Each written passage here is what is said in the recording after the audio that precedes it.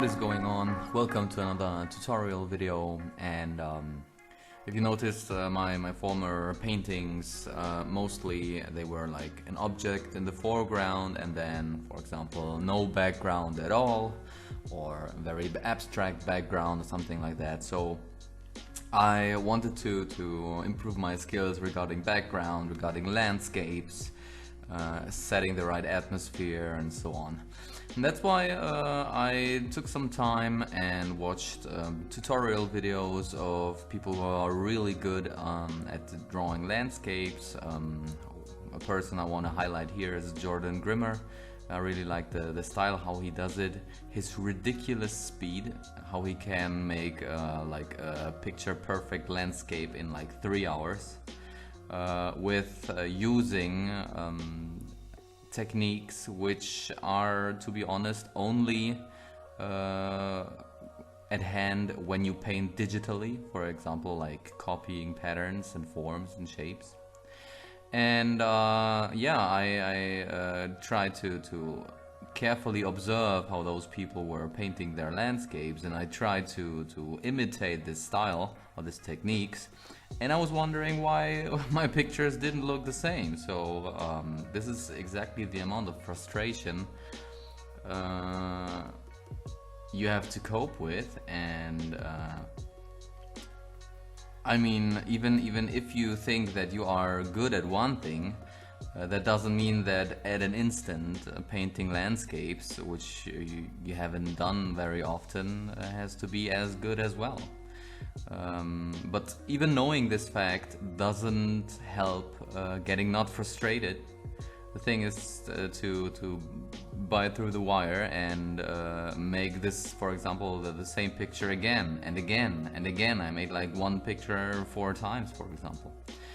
And what also helps is I saw one person was like doing, instead of one big picture, he was splitting the whole picture in 4 little landscapes, which makes you focus on the greater picture, not lose yourself in details.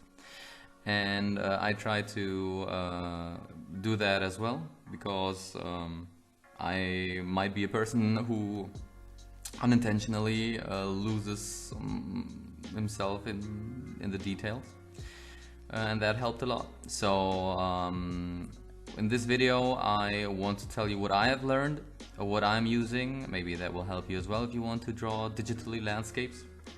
And just a shout out for Jordan Grimmer, because his tutorials are awesome. He's on Instagram and Twitter and YouTube, and they're really nice tutorials. And I'm gonna speed up the process, the video a little bit. You can just watch how I'm painting these landscapes, and I will tell you a few things about the lessons. So what's very important when you are painting landscapes is that you want to tell a story. You want to kind of guide the eye of the observer, and that he learns something about the story behind this picture. For example, you can, because picture the landscape as you have something like in the foreground, you have something in the middle ground, and you have something in the background. So you can make the foreground looking very dangerous and like the silhouette of a person, and in the background there is like safe shelter. So the story kind of is that the person just passed through a very dangerous area and now is reaching somewhere, or the other way around, like using very soft round shapes in the foreground and it's getting spiky in the background.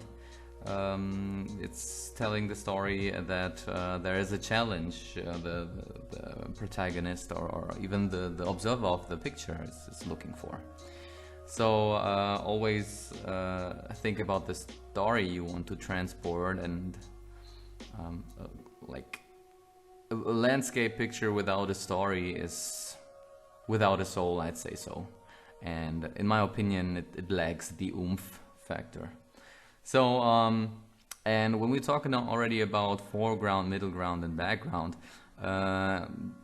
I'm sure you noticed as well when you've been like on the mountain and looking very, very far, you have this effect of atmospheric layers, which means like the colors when you're looking farther in the back are getting brighter and brighter. That is because layers of air are in between, which are lighting it up. And when you take that into account, you can create some sort of depth, like you're seeing here in the picture, where you have like the darker colors in the foreground and the lighter colors in the background. You also, like, I made the silhouette pretty small, so you get a feeling how monumental the other shapes, the rocks are. And yeah, that's an important thing to do. I didn't focus too much on what I'm gonna tell you right now in these pictures, but it might also, or it will also be important to transport very realistically looking pictures. And I'm sure you noticed that as well when you were taking pictures.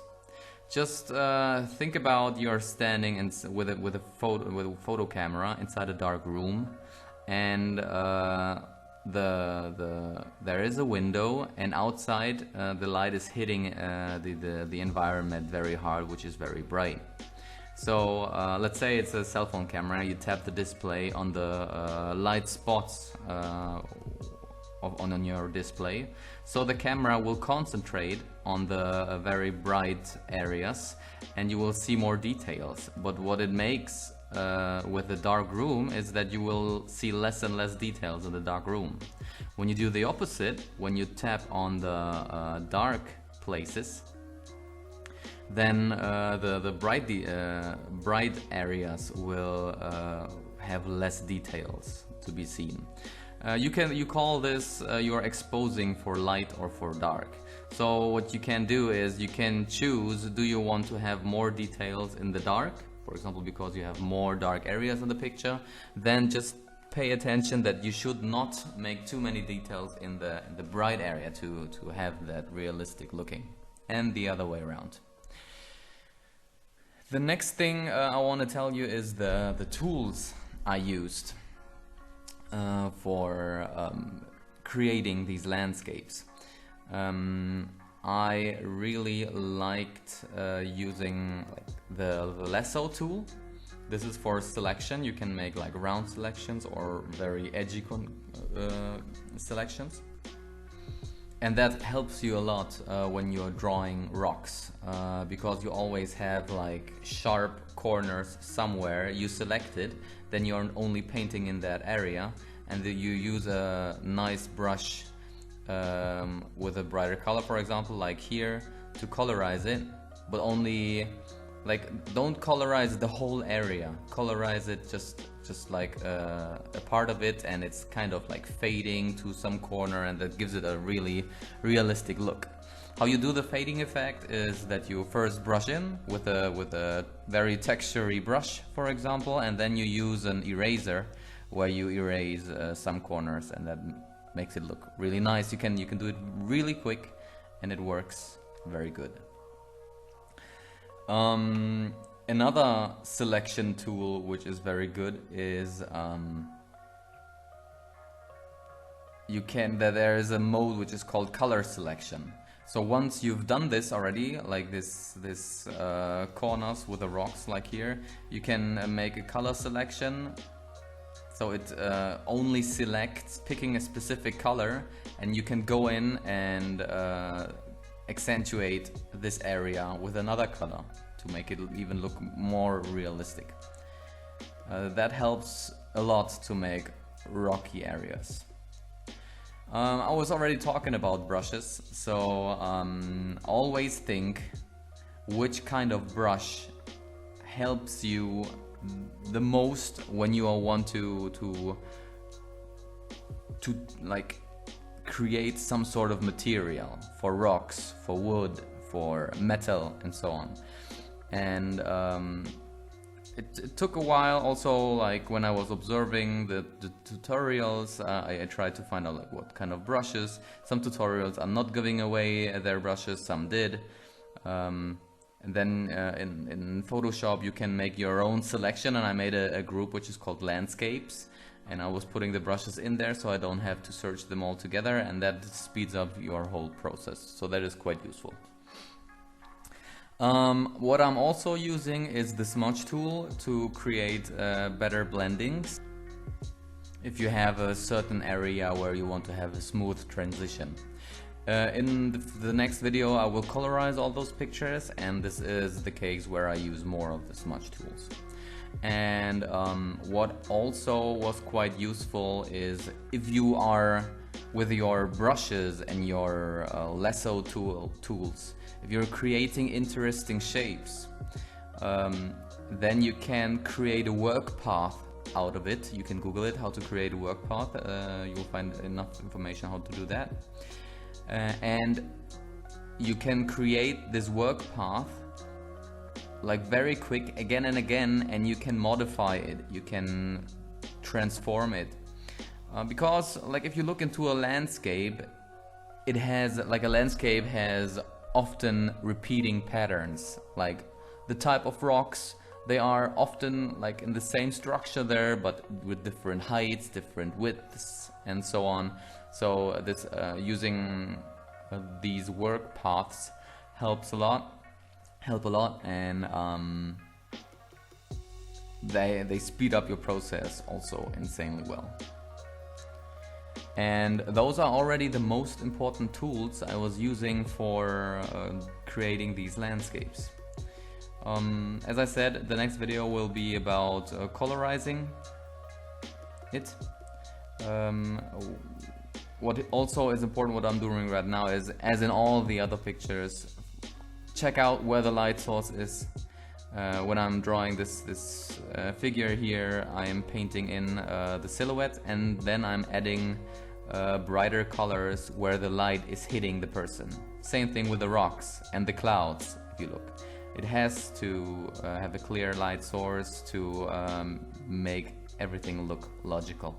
So here you have the storytelling like of a wanderer with a stick looking far into the distance, with a journey ahead.